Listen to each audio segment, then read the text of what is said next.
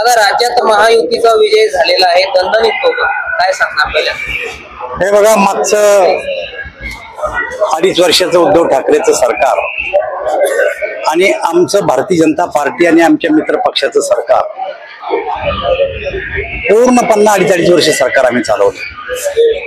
या 2.5 वर्षात दोजी ठाकरे साहेबांनी काय केलं आणि भारतीय जनता पार्टी आणि मित्र पक्षांनी काय केलं याची तुलना जनतेने केली। आपण बघितलं असेल की या 2.5 वर्षात जनतेच्या हिताचे अनेक निर्णय आमच्या सरकारने घेतले।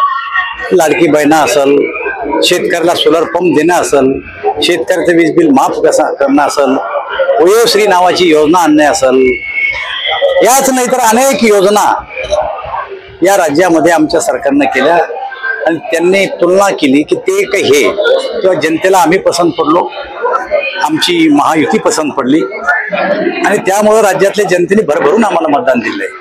त्याचा अर्थ असा की त्यांना स्पष्टपणाने नाकारलेलं आहे। 2019च्या निवडणूक एका पक्षाचे जेवढे निवडून आले तेवढे सगळे नाही आले, त्यांची सगळ्या पक्षाएवढे एकाचे नाही आले। सगळ्यांची मिळून जरी बेरीज केली आता तरी मागच्या एका पक्ष एवढे पैसे आले नाही। आता याचा अर्थ स्पष्टपणाने जनतेने त्यांना नाकारलेला आहे। त्यामुळे आता आम्हाला जनतेने कौल दिला।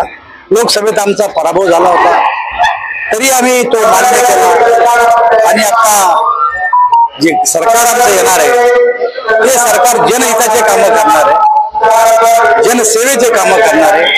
शेतकरी असू द्या, युवा असू द्या, महिला असू द्या, उद्योग क्षेत्र असू द्या, सगळ्या क्षेत्राला स्पर्श करणारं आणि सगळ्याला न्याय देणारं काम आपलं पुढचं सरकार करेल याची मला खात्री आहे। महायुतीला कोणता मुद्दा सर्वात जास्त चर्चेचा?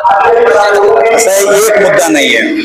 महायुतीच्या कामाची आणि उद्धव ठाकरे साहेबांच्या कामाची तुलना केल्याच्या नंतर एक काम ते असं दाखवू शकत नाही की जे काम आम्ही जनतेच्या हिताचं केलं।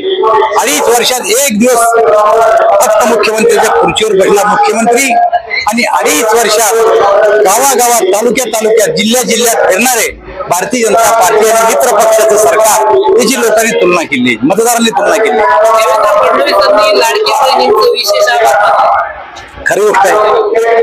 या निवडणुकीमध्ये पुरुषापेक्षा महिलांचं वोटिंग पर्सेंटेज ज्यादा होतं आणि ते वोटिंग पर्सेंटेज जास्तीत जास्त आमच्या बाजूला पडल्यामुळं त्यांनी आभार मानले आणि सगळेच जण, मी स्वतः सुद्धा महिलांचे आभार मानतो की यावेळेस तुम्ही आमच्या देशाचे प्रधानमंत्री नरेंद्रभाई मोदी, अमित भाई, नड्डाजी, देवेंद्रजी फडणवीस आणि आमचे चंद्रशेखर बावनकुळे, अजितदादा, एकनाथराव शिंदे या सगळ्यांना विश्वास ठेवून मतदारांनी आम्हाला कौल दिलेला आहे।